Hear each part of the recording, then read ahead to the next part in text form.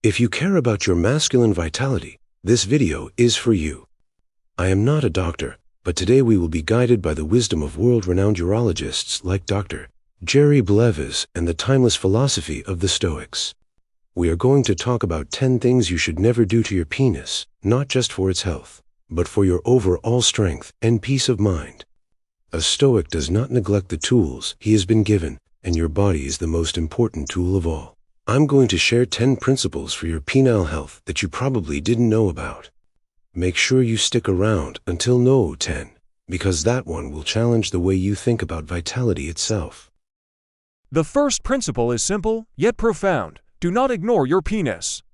A Stoic pays attention to the signals of nature, and your penis functions as a powerful barometer of your overall health. It is not a separate entity, it is a reflection of the entire system.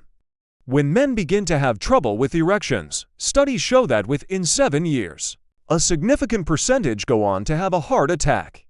This is because erectile dysfunction is the canary in the coal mine.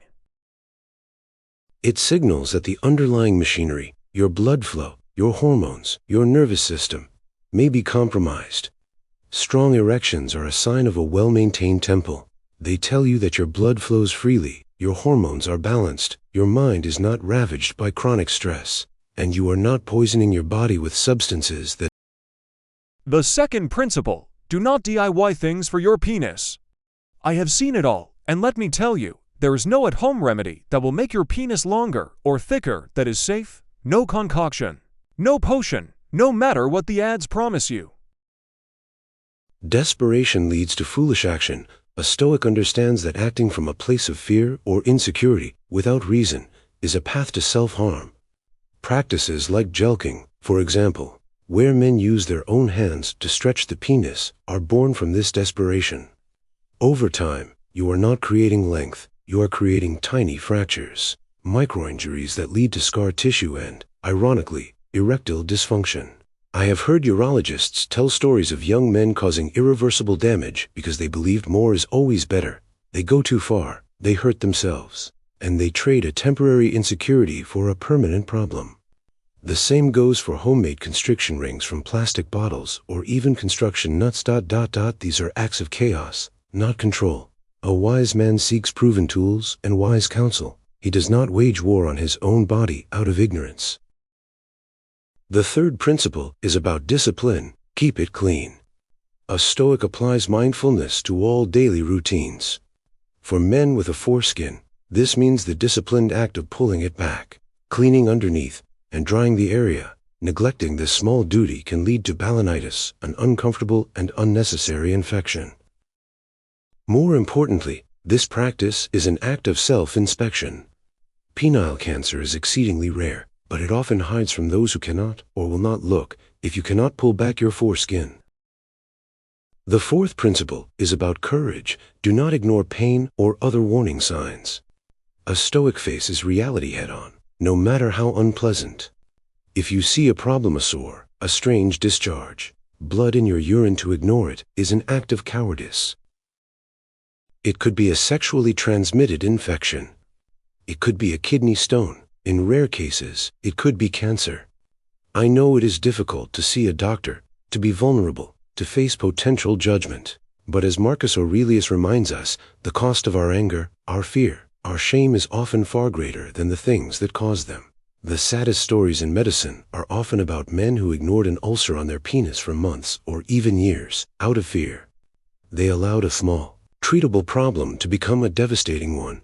Penile cancer is aggressive, but facing it early means you will have far less done to your penis than if you wait. Courage is not the absence of fear, it is acting in spite of it. Your health is worth that courage. The fifth principle is about foresight and control. Stay in control and be safe. A Stoic practices premeditatio malorum, the art of thinking about what can go wrong, so you are prepared. There is nothing more liberating than safe sex. When you are not worried about STDs or unwanted pregnancy, you can be fully uninhibited, fully present. Use protection. It is a sign of intelligence and self-respect. But control also applies to the physical act itself. Vigorous sex without control can lead to a penile fracture, where the penis bends unnaturally and tears. This is a surgical emergency. You will hear a pop, feel intense pain, and see severe swelling. If not repaired surgically, about half of men who experience this will develop permanent urethral dysfunction. A wise man does not become a slave to passion to the point of recklessness. Maintain control. Hold on to your partner's hips, be aware of the angles, and use lubricant. It is not a sign of failure. It is a tool for a smoother, safer, and more enjoyable experience. The sixth principle is about living in accordance with nature. Don't make it hot. A Stoic understands that things are designed for a purpose. Your testicles hang outside your body for a critical reason. They require a specific, cooler temperature to produce sperm and testosterone effectively. To ignore this design is to invite dysfunction. Consistently exposing your testicles to high heat from jacuzzis, steam rooms, or even a laptop placed directly on your lap for hours can disrupt this delicate process. This can impact your fertility and potentially your hormone levels over time. It is a simple matter of respecting the body's natural wisdom. The heat emitted from your phone is also a factor. A simple, disciplined act is to keep your phone in your back pocket, not your front. This is not about paranoia. It is about making small, logical choices that align with your body's design, preserving its natural function for the long term. The seventh principle is about moderation. Be nice to it. A Stoic avoids extremes in all things. When you masturbate, the goal should not be an aggressive, rushed release. Practices like the death grip, a grip so tight and intense that it cannot be replicated by a human partner, are a form of extreme behavior. You are training your nervous system for a level of stimulation that reality cannot provide. You are, in essence, deceiving your own body over time. Your body becomes habituated to this intense pressure, and you may find yourself struggling to get aroused or maintain an erection with a partner because the sensation feels weak by comparison. Be nice to masturbate in a way that is similar to how you would want to experience pleasure with another person. Use lubricant. Make it an act of mindful pleasure, not a shameful, hidden act performed as fast as possible. Treat your body like a fine instrument, not a blunt tool. The eighth principle is the foundation of all others. Don't smoke and take care of your health. A Stoic knows that his body is the only vessel he has to navigate through life. To knowingly poison is the height of foolishness. Smoking will kill your erections. It constricts blood flow, damages blood vessels, and is a direct cause of erectile dysfunction.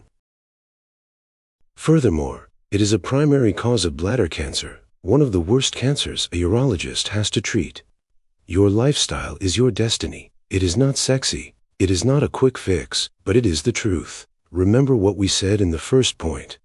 Erectile dysfunction is a biomarker of your health when you eat a healthy diet, when you exercise aerobically for blood flow and with resistance for testosterone, when you minimize alcohol and avoid drugs. You are not just taking care of your heart or your lungs, you are taking care of your erections. Every healthy choice is a stone added to the wall of your inner citadel. Every unhealthy choice is a crack in its foundation. The ninth principle is about your mind. Be nice to yourself. The Stoics taught that we suffer more often in imagination than in reality. When men have trouble with their penis, they are incredibly hard on themselves. They create a storm of stress and anxiety about performance. If you fail to get an erection one time, the next time you try to have sex, you are not truly present with your partner. You are in your head, replaying the past failure, fearing a future one. That stress itself makes it even harder to get an erection, creating a vicious cycle fueled by your own irrational thoughts. Be kind to yourself. Acknowledge that fluctuations are normal. A single off night does not define you. It does not mean your life is over. Do not be mean to yourself. Do not cycle in this horrible state of stress. Men often don't share this stress, which makes it even worse. Acknowledge the thought. See it for what it is, just a thought, not reality, and let it pass. Your peace of mind is paramount. And the final principle, No 10, the one that might surprise you. Use it or lose it. Is there truth to this famous adage? From a Stoic perspective, yes, not just physically, but philosophically. Physically, Your body protects your penis by giving you 3 to 5 erections every night as you sleep. This process floods the tissue with fresh, oxygenated blood, keeping it healthy and preventing the buildup of scar tissue.